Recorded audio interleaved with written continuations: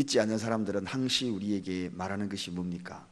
합리적인 근거를 제시하라고 그렇게 요구하지 않습니까? 믿음은 근거로 시작하는 것이 아니라 말 그대로 믿음으로 시작하는 것입니다. 그래서 합리적인 것을 요구할 때마다 그들은 바로 믿는 사람들을 무차별로 공격하고자 하는 그러한 속성들이 마음속에 자리 잡기에 자꾸 합리적으로 요구하는 겁니다. 유대인들이 바로 예수님에게 끝까지 그들의 변론을 시작하다가 오늘 변론을 마칩니다. 변론의 마지막 시간까지 오게 된 것입니다. 그래서 오늘은 그 지리하게 예수님이 나는 누구다, 나는 누구다 이렇게 변론했던 그 모든 것을 마치고 그토록 예수님을 사랑했던, 예수님을 증거했던 추억의 자리, 요한이 복음을 전했던 그곳으로 돌아가는 장면. 예수님도 마찬가지 지성과 감성과 그리고 의지를 가지셨던 분이기에 요한이 그리웠습니다. 오늘 왜 그렇게 요한이 그리운지 이 변론이 끝나면서 그곳으로 돌아가 그 요한의 이야기와 더불어서 이 변론의 결론을 말씀드리고자 합니다. 사랑하는 여러분, 그렇습니다. 오늘의 그 이야기, 예수님이 끝까지 말씀했지만 예수님을 참남하다 유대인들은 신성모독으로 몰아갔고 또 때로는 귀신 들린 자로 매도하고 결과적으로 그들이 취한 행동이 뭡니까? 극단적인 행동으로 나옵니다. 그게 바로 돌 들어서 예수님을 치려고 했던 그러한 대목입니다. 이러한 모든 변론 과정을 통하여 우리가 깨달아야 될 것이 뭔가? 오늘 예수님이 본문 37절, 38절 말씀하시면서 진정으로 이 시대에 우리 모든 이들에게 들려주는 메시지가 무엇인가 하면서 그것을 좀 더 깊이 있게 한번 생각해 보고자 합니다. 먼저는 믿음이라는 것은 무엇인가? 하나님께 믿음은 어떻게 우리가 그 믿음을 하나님께 보여드려야 하는가 하는 것입니다. 그것은 다른 것이 아니라 하나님께는 내가 믿는 믿음의 동기로서 믿음이 입증이 되어야 한다는 것입니다. 우리가 오늘 아침에 이 새벽에 나온 목적이 뭔가? 다른 것이 아니라 내 믿음이 하나님 앞에 입증돼야 된다. 입증돼. 그 동기가 입증돼야 된다. 동기가 중요합니다. 하나님 앞에 나오는 동기가 중요하다는 것입니다. 유대인들이 예수님 앞에 나오는 동기가 무엇이었나요? 어떻게 하든지 책 잡으려 하는 동기였습니다. 신앙생활의 동기가 중요합니다. 돈 벌려고 하는 동기가 중요합니다. 직장생활은 동기가 중요합니다. 모든 것에는 동기를 보십니다. 하나님이 동기를 보셔요. 베드로가 예수님을 만났을 때에 자기가 죄인임을 깨닫고 처음으로 한 이야기가 뭡니까? 주여 나를 떠나소서. 그렇게 하면 굉장히 당돌한 말입니다. 주님 나를 떠나소서. 어떻게 생각하면은 굉장히 기분 나쁜 소리일 수도 들릴 수도 있습니다. 나를 떠나라는 것입니다. 그런데 주님은 베드로를 떠나지 않았습니다. 오히려 베드로에게 다가와서 제자로 삼았습니다. 그 이유는 왜 그렇습니까? 그 말의 동기, 그 동기가 무엇인가 하는 것입니다. 떠나달라는 것은 베드로가 주님이 정말 미워서 떠난 것이 아니라 자기가 죄성을 인지했기 때문에 죄인과 어찌 주님이 함께 있을 수 있습니까? 주님 떠나십시오. 그 동기였거든요. 바로 이 동기가 중요하다는 것입니다. 이방인 백부장의 이야기 너무나 잘 알고 있습니다. 그 이방인 백부장이 자기 하인, 그 하인의 병을 고치기 위하여서 주님께 나왔습니다. 주님 내 하인을 고쳐달라는 그 이야기를 듣고 주님이 내가 방문하겠다라고 이야기하자 이 백부장이 하는 이야기가 무엇이었습니까? 주님 가실 필요 없습니다. 말씀만 하시면 되지. 아니 예수님이 가신다는데 오지 말라는 겁니다. 오지 말라고 이야기하면 굉장히 기분 나쁜 소리일 수도 있습니다. 그러나 그 속에 동기가 중요합니다.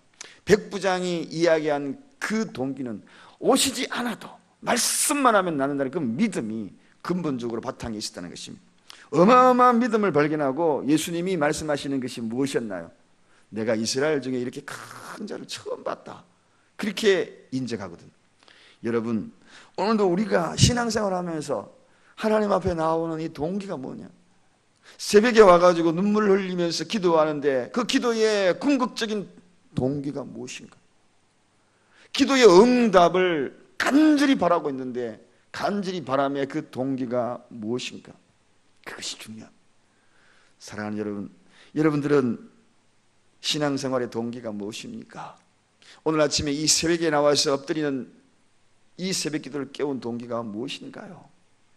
거기에 그 진정한 동기 속에 믿음이라는 것, 순수한 믿음이라는 것, 정말 때묻지 않은 순수한 믿음, 주님이 보시기에 인정받을 만한 그런 믿음, 백부장에 가졌던 그 순수성, 그것이 거기에 있는가?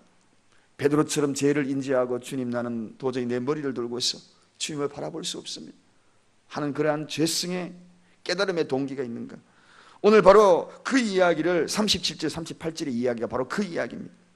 자, 그래서 신앙생활, 믿음생활에는 항상 내가 어떤 일을 하고자 할 때마다 이 동기, 하나님은 동기를 보십니다. 그런데 하나님은 동기를 보시지만 믿지 않는 자는 무엇을 바라보는가? 오늘 또 그것을 이 본문을 통하여 잠시 깨닫게 됩니다. 믿지 않는 사람은 무엇을 볼까요? 하나님은 우리가 믿음의 순수성을 가지고 있는 동기를 본다면 안 믿는 사람들은 우리의 무엇을 볼까요? 그것은 다른 것이 아니라 변화된 결과를 봅니다. 결과를 봅니다. 하나님은 동기를 보지만 믿지 않는 사람은 결과를 봅니다. 이 말은 무슨 이야기입니까? 하나님께, 우리가 예수 그리스도를 믿고 하나님께 나왔다면 그 나온 그 결과물을 바라보면서 그들은 믿음을 평가하고 하나님을 찾기 시작합니다. 제가 어제 그저께인가 말씀을 드렸지요. 믿는 사람하고 하룻밤을 잔 한 사람이 하루만 당신과 더 하룻밤을 여관에서 투숙했다면 나도 아무래도 예수를 믿을 것 같다. 그 고백이죠. 인간에게는 바로 특히 불신앙이 충만한 그 사람은 무엇을 보느냐? 변화된 결과물을 그들에게 보여주는 것이 바로 우리가 해야 될 일이라는 것입니다. 무엇으로 하나님을 찾을까? 안 믿는 사람은 주님께로 돌아오는 그러한 마음을 가질 수 있는 이야기는 바로 저와 여러분의 예수 믿고 난 다음에 결과물입니다. 결과물입니다. 그러므로 믿지 않는 사람들의 시선, 항상 우리를 평가하고 있다는 것을 늘 생각해요. 나의 열매는 무엇인가? 그걸 보고 예수를 믿느냐 믿지 않느냐, 하나님을, 복음을 가리느냐 가리지 않느냐, 거기에 중요한 의미를 담고 있다는 것입니다. 변화된 모습, 결과물. 하나님께는 동기요, 믿지 않는 사람들은 결과물. 그래서 우리의 행실을, 착한 행실을 통하여 하나님 앞에 영광을 돌린다. 우리의 행실을 통하여서 안 믿는 사람들이 돌아오고 안 돌아오고, 잘 믿던 사람들도 잘 믿음의 생활하는 사람들의 그 모습 속에서 비춰지는 것이 결과물이 좋지 못한 행실로 나온다면 이제 초신자들이 교회에 몇 번 왔다가 교회를 떠나버리는, 사랑교회에 왔다가 예수 믿는 사람들이 이 모양이네 라고 만약에 느꼈다면 교회를 떠날 수 있다는 것입니다. 여러분이 전도한 자들도 처음에는 몰라서 따라갔는데 그 모습에 속속들이 들여다보니 내 모습의 모든 것들이 결과물이 좋지 못하게 나타날 때 나를 통하여 전도되었던 사람들도 떠날 수 있다는 것입니다. 이게 바로 결과물입니다. 사랑하는 여러분, 하나님은 동기이지만 믿지 않는 사람들에게는 결과물, 결과, 동기와 결과, 이 모든 것들이 아름다운 조화를 이룰 때 정녕 아름다운 신앙인으로서의 모습이 드러나게 되는 것입니다. 오늘 예수님은 이러한 모든 것들을 이야기하면서 유대인들을 이제 떠나갑니다. 그들이 본문 39절에 손을 잡으려 하자 그 손을 거절합니다. 여기에는 거절하는 목적이 두 가지가 있습니다. 유대인들이 손을 잡으려고 하자 왜 그들을 거절할까요? 그것은 순수한 동기가 아니었기 때문에 거절하는 거죠. 불신앙의 손길은 거절하는 것입니다. 손을 뿌리치며 그 자리를 떠나는 것을 보게 됩니다. 동기가 불성실하면 주님은 떠난다는 것입니다. 우리가 동기가 순수하면 가까이 다가오지만 동기가 불순하면 주님은 떠난다, 손을 뿌리친다는 것입니다. 이게 바로 우리의 기도에 어떤 방향성을 제시하는 그러한 모습이기도 합니다. 오늘 이 시간에 우리가 기도할 때에 과연 어떤 동기로 기도하느냐? 주님이 손을 뿌리치느냐 아니면 그 손을 잡느냐? 유대인들이 불신앙의 동기를 가지고 있는 그들이 있기에 주님 손을 뿌리치고 떠나더라는 것입니다. 오늘 어찌하든지 간에 우리가 기도의 동기가 순수하고 그리고 그 동기가 하나님이 기뻐하는 믿음의 동기, 그리고 동기가 무엇인지를 한번 바라보면서 가다듬고 다듬어진 그러한 모습으로 주님께 다가가는 시간이 되기를 원합니다. 또 그 손길을 왜 뿌리스가 죄악의 손길이었기 때문입니다. 여러분, 죄악의 손길은 거절당합니다. 그러므로 우리가 죄를 하나님 앞에 고백하는 이유가 바로 거기에 있는 것입니다.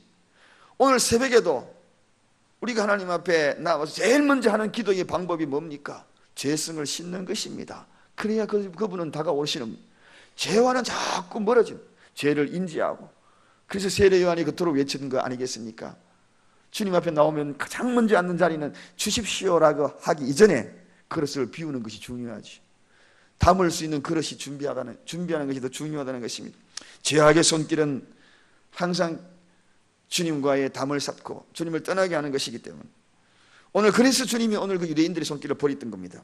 그런데 제가 서두에 말씀드렸지 찾아온 곳이 있습니다. 그 자리가 어떤 자리입니까?